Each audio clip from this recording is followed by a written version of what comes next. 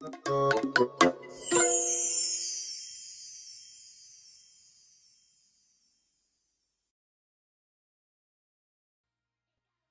those unaware, Precure is a huge magical girl franchise. Well, at least in Japan, which has been running for over 20 years already, as every single February since 2004 a new season starts airing, and lasts for the whole year, until the next season takes its place. Having such a long history, it already has its own pretty well-established formula, and has kept itself running pretty smoothly ever since its creation. In Japan, its toys are almost always the best-selling toys for little girls, every year, and it has survived and adapted to many changes in the anime industry. In fact, while you may not know it with its name in the West, you might have heard of its infamous 2016 dub, or adaptation, called Glitter Force. But yeah, this is a series I really love. I've been a fan of it for over 5 years already, and it has a pretty active fandom online. However, some fans, including myself, has been feeling a little bit like it was becoming pretty stagnant. As each passing season became more sanded down, it seemed like Precure was staying too much in its own comfort zone, and like whenever it tried experimenting with something, it failed in fully realizing it in a satisfactory way. This is why on June 14, 2024, a new show by the creators of Symphogear, another magical girl show, that aimed for the same demographic of Precure was announced. I got really excited. Perhaps this could finally be the push Precure needed to start trying harder again, and seeing how the toys would be handled by Takara Tomy, who were also behind Prepara and Kyoto Prechen, two other shows I really liked, I started to feel pretty hopeful about the project. This show was called Princession Orchestra, and it just finished airing last April after 1 year of being broadcast, so was it as good as we expected? The show follows a pretty similar structure to Precure, as we follow Minamo, a second-year middle school student, so like an 8th grader, who likes baking and being friendly. You see, Minamo could be summed up as the girl next door archetype, almost like a character that little girls watching the show can insert themselves into, like those generic isekai protagonists, and I, at the start, like many people, didn't like that. This was mostly because despite being pretty likable and having some really nice moments, it seemed like she didn't have much going on, at least when compared to the other girls, like how energetic Natsu and Nagase are, or the contrast of Kagari's calm demeanor and random quirks. However, having finished the show now, I ended up developing a bigger appreciation for her, as throughout the episodes they introduce a lot of interesting ideas, like how she feels about having to take care of her little brother with how busy her parents are, almost having to be a sort of mother figure for him, or the pressure she feels from being a magical girl. But anyways, I derailed a bit. I'll talk more extensively about this in a moment. Let's first finish our summary. So, turns out that in this world, a magical hidden world that only girls can access, called Alispia, I've also heard it translated as Alispire, exists, which the main characters access through an app, and there they can become idols, broadcast anything they'd like, or just play with the cute little fairies that inhabit the world, called Alispians. If you have watched Prepara or Aikatsu's Planet, this is pretty similar to that, and Minamo's best friend Natsu wants to debut as an idol. However, one day, as both friends are watching a concert from the popular idol Shirube Kagari, a monster suddenly appears and starts attacking the venue. All of the girls watching the concert get scared and run away, but Minamo and Natsu are able to see that out of nowhere a magical girl appears and starts fighting the monster. This is Princess Seal, and it isn't revealed until later, albeit pretty obvious, but she's actually Kagari, the idol whose concert was attacked by the monsters, called Jammerwoks. A few days later, it's Natsu's debut concert, but as she's about to begin, a mysterious man appears and summons a Jammerwok, which gets to Natsu and ends up doing something to her that leaves her unconscious. Seeing this, Minamo can't just stand by, and ends up standing up to the monster, which activates something inside of her and makes a song fragment, or Uta no Kakura, manifest, allowing her to transform into Princess Ripple. This is in general the synopsis of the first episode, and while I won't just retell the whole show, if you're interested in watching it, I recommend watching it before the rest of the video, as I'll just be casually discussing spoilers, and it's generally really good, so I'd like you guys to be able to experience the show by yourselves. But anyways, after that basically Kagari and Minamo end up teaming up, later being joined by Nagase, who becomes Prince Meteor, and thus the three of them begin fighting the Jammerwoks to protect Alispia. When this series was first announced, I found the designs and aesthetic super cool. I still really love how Princess Ripple's transformation looks. And being a fan of Precure, I of course decided to watch it. And comparing it with it, they definitely share a bunch of elements. I actually would say I enjoyed it way more than last year's Precure season, You and Idol Precure, as in general it seemed to try much more innovative stuff, making the story more engaging and serious, while You and Idol mostly just seemed to play it very safe during its whole run. underdeveloping any interesting idea that it had, and being pretty mid in general.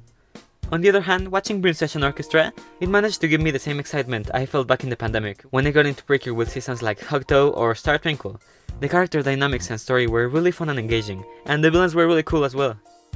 As you might have noticed, the show is heavily inspired in Alice in Wonderland, with the magical place being called Alispie, and the monster being called Jammerwoks, inspired by the Jabberwocky from Alice Through the Looking Glass, mixed with the Japanese word Jama, meaning nuisance or obstacle. And the villains themselves are my favorite part of the show as well. Similarly to Mahotsukai Precure, the show encompasses 3 arcs, having 4 main villains with only one being actually a villain. This makes the story feel much more fast-paced and stakes-heavy, as the final battles against each quote-unquote boss end up raising the stakes higher and higher every time. These are also inspired by Alice in Wonderland, as the main villains are the Red Queen and the White Queen, who turn out to be past princesses whose lesbian magic, called Mujikara or Muse Essence, was corrupted and taken to an extreme. This same Mujikara is the one that was taken from Natsu in the first episode and by every Jammerwog throughout the series. It's basically the energy that the girls create by just having fun. Nabi-Yu, the show's fairy based on the White Rabbit from Alice in Wonderland, and Carol, a destructive force named after the author of the books, Lewis Carroll. And let me tell you guys, their stories are just really amazing. The first 3 villains act more as Machiavellic, morally grey characters, who use bad or evil means to accomplish a goal that is ultimately good, and actually shared with the princesses, which is to protect Alispia. This has never happened in Precure, at least not to this extent, and it's really interesting to see the princesses' ideals be truly defied by the villains, as there were parts of the show where even I was doubting if the princesses were actually doing what was right. You see, the main goal for all of these characters is to stop Carol, a kinda natural phenomenon that occurs in places with an overabundance of energy, and ends up just destroying everything. Many years ago, when Alispia was just an empty white void, a girl called Alice arrived from the real world. She was just a normal girl, like Minamo, but by singing and dancing and doing what she enjoyed, she ended up creating Mujikara, the essence that powers Alispia. This ended up basically creating the world, kinda like Narnia. And by wishing for a companion, Alice managed to also create a being out of Mujikara. This was Nabi-Yu, the first ever lesbian. Alice ended up leaving, but soon after, Alispia would end up becoming a magical world for girls to do whatever they had fun doing, as that ended up creating Mujikara and powering the world. However, as the energy in Alispia grew, Carol began to manifest, creating mutated versions of the Alispians, the Jammerwoks. This was the reason why 2 princesses were born, Princess Shinku and Princess Hakuo, and they managed to ward off the phenomenon, at least temporarily. However, they knew that Carol would someday reappear, which was why after their deaths, and many years later, their Mujikara ended up manifesting again, having them be reborn as the Red Queen and the White Queen. But these were only clones of them, created by their leftover energy and their ideals, but leaving them with nothing more than the conviction to save Alispia, having lost all of their memories of being princesses, or of each other. The Red Queen, with the help of Bandsnatch, a group of Alispians who vowed to protect her, started to create Jammerwoks to attack the new princesses. This in order to make either of them evolve and become strong enough to be able to defeat Carol for good once it came back. The princesses ended up winning, but after that it was the White Queen's turn. In order to protect Alispia, and avoid Carol from even making its way to it, she decided to start stealing Mujikara from girls, thus avoiding the overabundance of it. However, remember how Alispians were also made of Mujikara? Well, it turns out that when girls expel the energy, Alispians are also able to absorb it. However, just as how it would attract Carol and the overabundance of it ends up making them dissolve into Mujikara once again, basically just dying. The Kasahana sisters, Sumire, a classmate of the main girls and the student council president, and Lily, end up learning this the hard way, as their lesbian friend Toma ends up disintegrating into Mujikara because of just dancing and having fun with Lily. This ends up sending Lily into terrible grief and depression, making her feel guilty for Toma's death. The White Queen, seeing this, contacts them and decides to manipulate them into working for them, by telling them the truth and asking them to become the Flower Knight's Sincere and Purity, who would steal the girls' Mujikara to stop Carol and to avoid any more lesbians from just disintegrating. Okay, what? When I watched this I ended up just like, huh? Because this storyline is genuinely really cool and something I would never expect from a Precure style show. And in these 2 episodes where they tell the story of the 2 sisters, they use these super amazing visual styles that look just so creative and dark. Like, why is Lily crying blood? This shocked me so much that I was just sending it and showing it to all of my friends for the entirety of the next week. but their arc culminates with the transformation of Lily and Sumire into the next princesses after standing up to the White Queen, kinda like mid-season cures.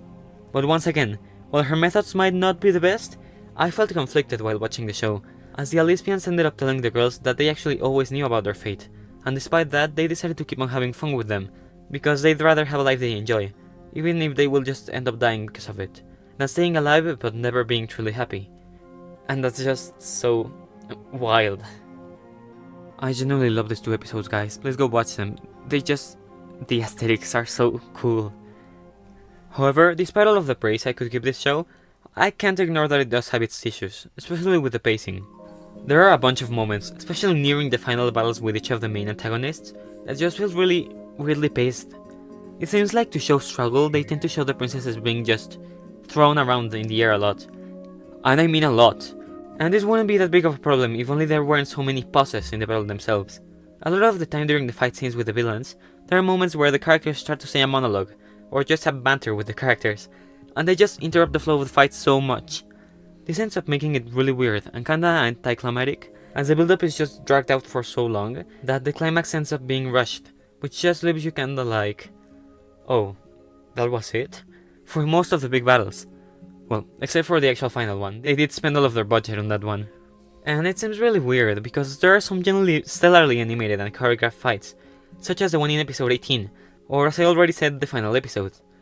Perhaps it was budget constraints, because talking about that, and I wasn't really up to date with it, but it seems like the marketing and products for the show were also really weird in Japan.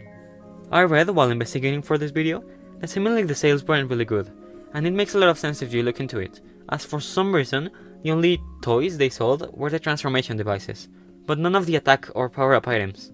The song fragments that they obtained after defeating a Jabberwock were never sold, which seems just like such a missed opportunity. And yeah, in the show they never inserted them into a marketable toy or anything, simply just using them by themselves, so it would have been weird to try and make a toy out of something so small, but conceptually it could have been developed into a much more, I don't know, marketable thing. Most of the merch I saw of the show were collaboration pop-up cafes, acrylic standees, figurines, and in general just a bunch of, I don't know, more normal anime merch. Which, don't get me wrong, there's nothing wrong with it, but I would have expected more of a balance with it and the more kid-friendly toys, especially considering its time slot and format, fitting a kids anime like Precure or Pokemon. And this was probably why the show ended up being only one standalone season, instead of branching out into more of a franchise. Which oh well, kinda sucks.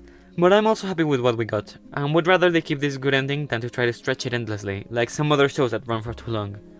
Besides, with Carl gone, I don't see any way they could bring the princesses back to Alispia, unless they were to pull a Precure style structure, where each season would be a new story.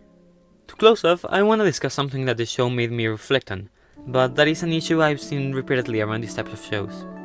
You see, as I already mentioned, Alispia is a magical secret world for girls, and supposedly only girls can access it, closing off once you become an adult, and with guys being just unaware of its existence. This is really common in this kind of shows, seen already in stuff like the already mentioned Prepara, and I usually don't think too hard about it, but especially surrounding some recent controversies in the magical girl fandom, it made me start to question, and maybe just overthink a lot about this. You see, straying a bit from Princession itself, a few years ago with the release of the season celebrating the 20th anniversary of Precure, a special cure was announced, Cure Wing. He was special, because as you might have noticed, he was the first mainland cure to be a guy. This caused a huge, pretty divided reaction in the fandom. Some people like me were really excited about a guy becoming a cure, while some others just didn't care.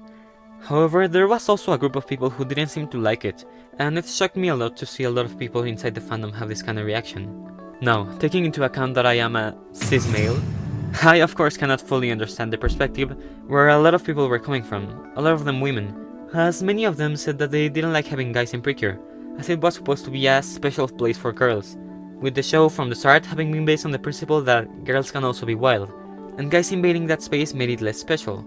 But I don't know, I might be ignorant, so feel free to correct me, but I feel like this is not the kind of way to go about these kind of topics, as at the end of the day, you are just perpetuating the gender divide that the patriarchy has instilled into society, even if it's the other way around. I've heard a lot of people say stuff like, men have alienated women from certain spaces for so long, why can't you just let women have this? But the solution shouldn't be for women to now alienate men from stuff, but rather for everyone to be able to enjoy everything, despite their gender identity. Some people in the Precure fandom have even said how they hate men, and how they don't want them to be in their magical girl shows, especially with the debut of Cure Connect in Yuan Idol Precure last year as a special one of Cure, but that's just spreading the hate, not fixing anything. I love magical girls, because they show that femininity isn't weak, and that girls can also be strong and fight for what they believe, while being feminine. Not saying that girls have to be feminine. And the next natural step is also showing guys, and other people who might not identify with the binary labels, that they can also be feminine and also strong. Just like how female main characters have also started to appear in media, quote unquote, for boys. And that's amazing. This is why I was pleasantly surprised when, at the end of the show, after Alispia and the real world almost collided and were destroyed by Carol, Alispians became able to travel to the real world, and Alispia became open, now letting adults and guys also come in. As to defeat Carol, even the princesses had to renounce their powers, instead getting together and doing what they enjoyed to produce Mujikara, that would power the magical manifestation of Princess Ripple that ended up stopping the destruction. Minamo ended up saving the world, not as a princess but as a regular, average girl. Just like how Alice was just a normal girl but managed to create all of Alispia. It's through collaboration and doing what we enjoy that we will be able to have a better society. We don't need an all-powerful being to come save us. I didn't talk much about her, but Natsu is a character I really loved. And while at first I was kinda disappointed about her not becoming a princess, I ended up realizing how that was the point of her character. Just like Yui from Go Princess Precure, showing how you don't need magical powers to be special and fight against despair, or accomplish your dreams. So, answering to the title of this video, was Princession Orchestra a good competitor for Precure? Financially, no. That spot is heavily taken by its sister show Himitsu no Aipri, but perhaps Princession was never meant to really be a direct, huge competitor to the franchise, but rather its own thing. Even the directors at the start of the show said how their target audience for the show wasn't supposed to be only girls, but rather everyone, from all age groups, so that kids, teens, and adults could also enjoy it. Thus being a magical girl show that, taking a traditional kids magical girl anime structure, manages to do its own thing, and I really love that in the end. I hope this managed to convince you of giving the show a chance. If you are a fan of Precure or similar girly media, please keep watching it a try. It's really good and I'd love for more people to get to know about it. But that was it for this video. Do you have any other similar shows you'd like to recommend? Or any opinions on Princession in case you already watched it? I'd be really happy to read all about it in your comments, so please leave your opinions down there. That was it from me this time, so see you guys in my next video next month. Or actually this month, yeah. Unless I end up procrastinating and forgetting about it. In which case, see you guys in 6 months, probably, for my next video. Bye guys!